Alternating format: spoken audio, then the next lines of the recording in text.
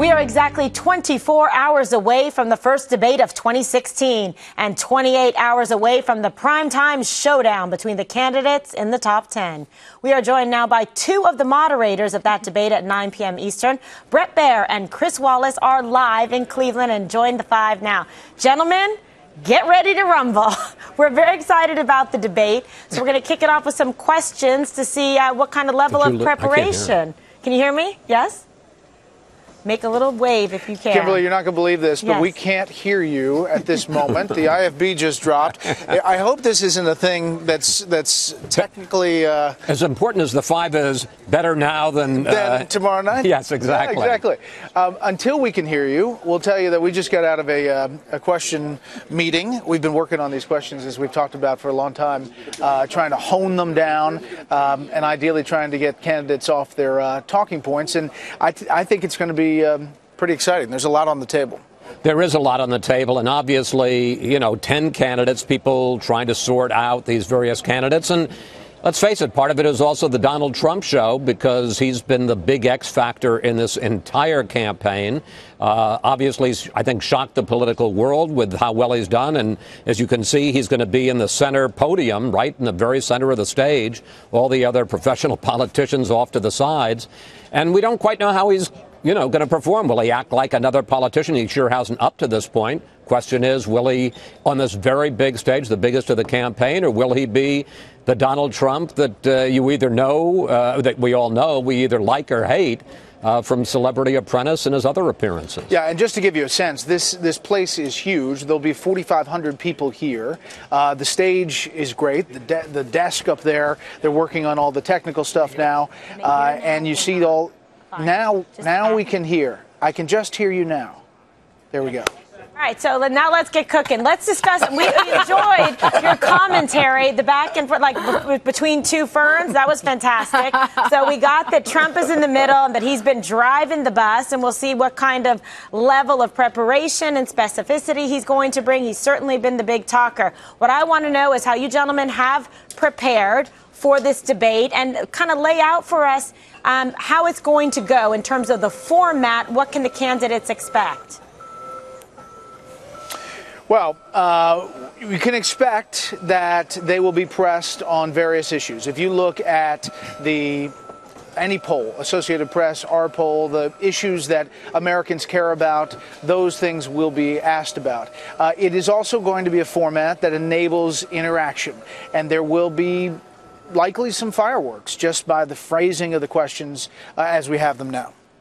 Yeah, and there are about a half dozen major buckets, as we call that, and we're not going to tell you what they are, but if you had to guess in your living room, major topics, foreign and domestic, that you would want to hear what these candidates have to say. And Bret, Megan, and I have divided them up. We've each taken two.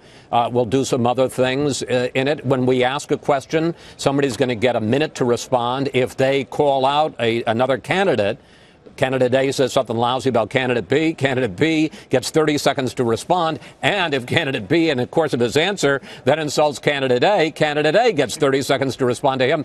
At some point, we would call an end to that. But, you want a little bit of jockeying. I mean, that's what a debate is about. There'll be some moderator discretion, Kimberly. I like that, but I like this new format where you're going to be able to, poke the cage and then get a response back. It should be pretty interesting. Dana, you have a question.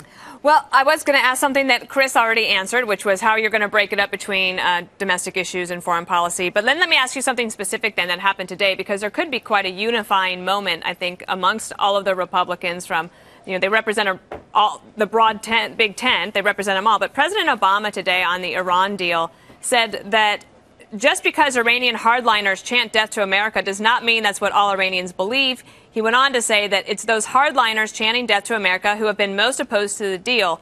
They are making common cause with the Republican caucus. And tomorrow night will be the first time that the Republicans have a chance to respond to President Obama, not just on the foreign policy question, but also on the questionable way that President Obama has dealt with the Congress.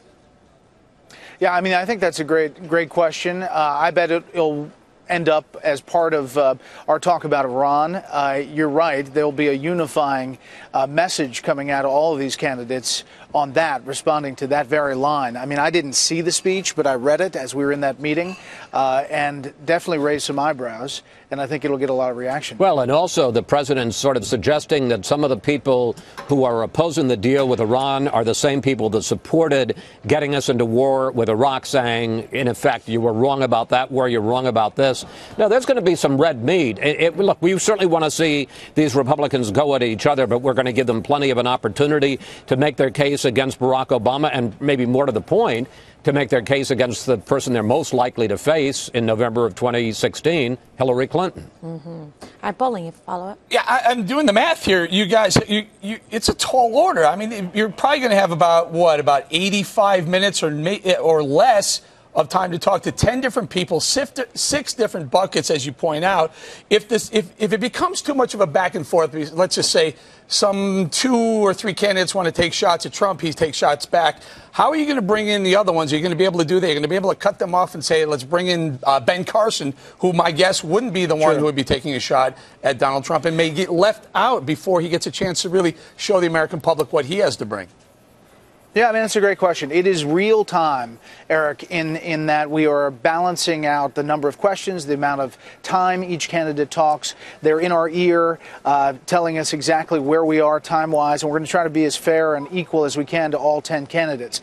As you do the math and you take out the commercials, it ends up being about 110 minutes, but we're not counting. Yeah, and I have to tell you, if there is blood on the floor here in Cleveland, it was in our question room, because we realized we've all written questions for each of the 10 candidates on each of our buckets, and the math doesn't add up. And so, that question that you just loved, we've been told today, well, you maybe get to ask 7 candidates questions, but you're going to have to give up 3 of those questions that you cherish. If that does happen, that we'll make sure that the candidates who didn't get questions in one bucket get asked questions in the next bucket. So we're going to try to keep it reasonably fair. Okay. Greg. Bret, first, thanks for filling in for me last minute. I had a volleyball scrimmage with Stossel. I can't miss it. That sweater wouldn't have worked on this set anyway. I know. You guys aren't ready for peach. My question for both of you was hot salmon. Yeah, well, that was my nickname in high school. My question, the debate is taking place at the Quicken Loans Arena. While you're there, can you ask a mortgage specialist if I should refinance my 30-year fixed rate to a 15-year fixed rate, and then ask the candidates? I think we can do that down the row really quickly. You sure you don't want a 5-1 adjustable? No, the adjustable arms I don't trust, Chris. No, I don't he's trust. right. I told you to get the adjustable rate mortgage. He doesn't listen. I did the interest only on your advice. Don't do interest only, America. I will say there's a lot of Cleveland Cavaliers stuff here. Obviously, the Cavaliers play here. Chris is trying to get some LeBron James things on. Actually, I'm thinking, because LeBron James plays here, I'm thinking of beginning the debate with some rosin, and come back onto the shot of me, guys. Oh, God. So I can it's all make about the Chris. This is how it goes. And then I'm going to go like that, and the thing's going to go up in the air, but I figured that would fall flat, so I probably won't do it. Oh, my gosh. The 5 has almost destroyed the debate. These 2 fine gentlemen. My goodness. Juan Williams, don't worry. You recognize this man from Special Report. He's here to save the day. Well, guys, I really think this is the Trump show, as it's being called. And so, I've been in those meetings with you where we're preparing for the debate. And one of the issues is about what happens when somebody starts to just, pontificate or not answer your question. Do you interrupt? And if you interrupt, then do you have to start the clock again? How do you deal with Donald Trump? Well, listen, we've talked about it.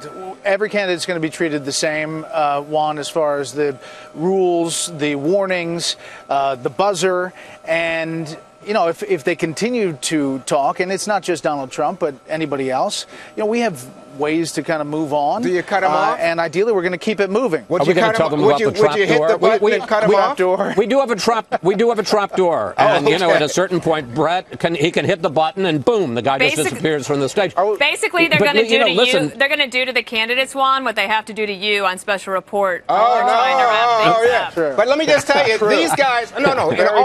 With all great respect, I mean, these guys should be the ones moderating debate. They're very good. But the thing is, with someone like me, you have no hesitation about cutting me off. How are you going to cut off Donald Trump? Oh, gosh, here we go. Here we go. Here we go. All about Juan. Okay.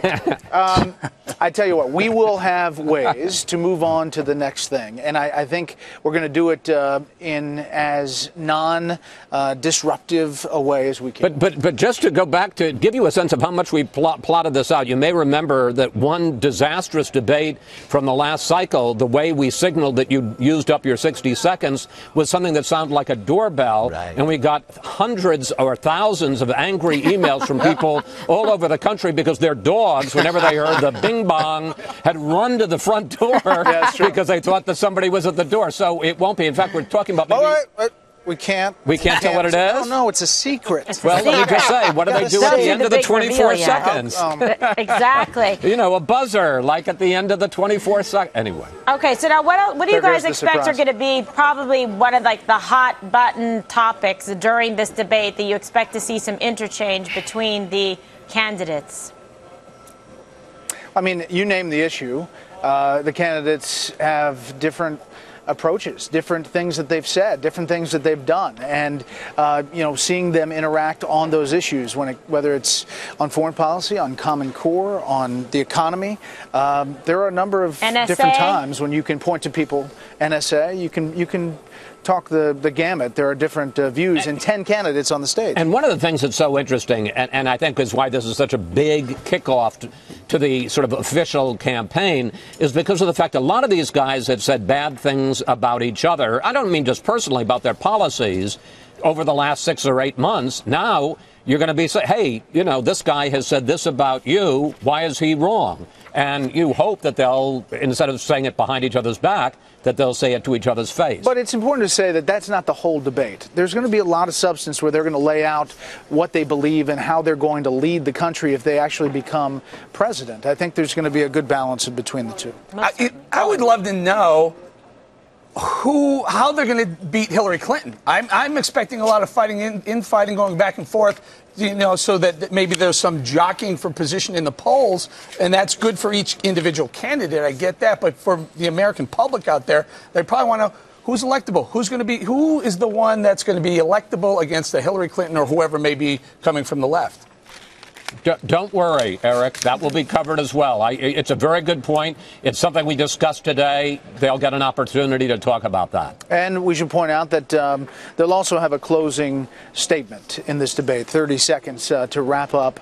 That will be their own time at the end of the debate, so they can say whatever they want to say. All right, Dana. Well, can you tell me then how long do they each get for an opening statement? And I'm curious about if you've heard anything about their social media plans, because while the television time is really important, arguably now going into the 2016 election, the social media work that each of the candidates will be doing behind the scenes is as important, I would imagine.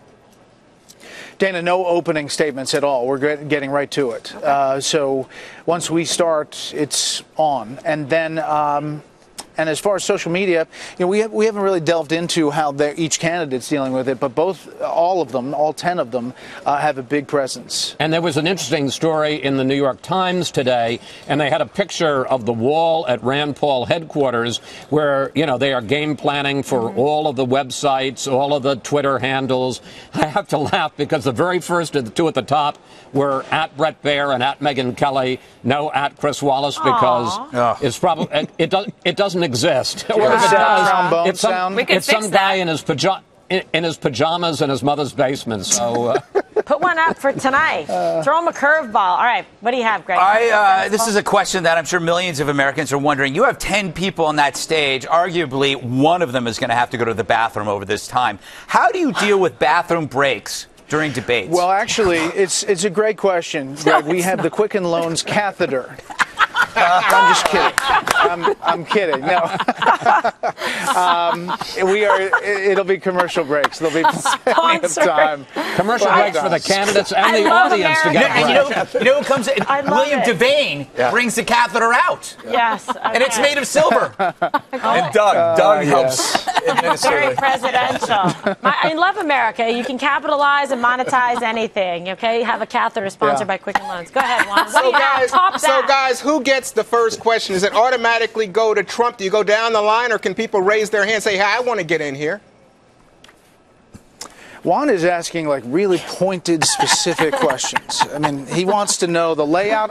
I'll email you the rundown once we have it all locked in. We're not going to talk about who gets the first question, but it will not be by.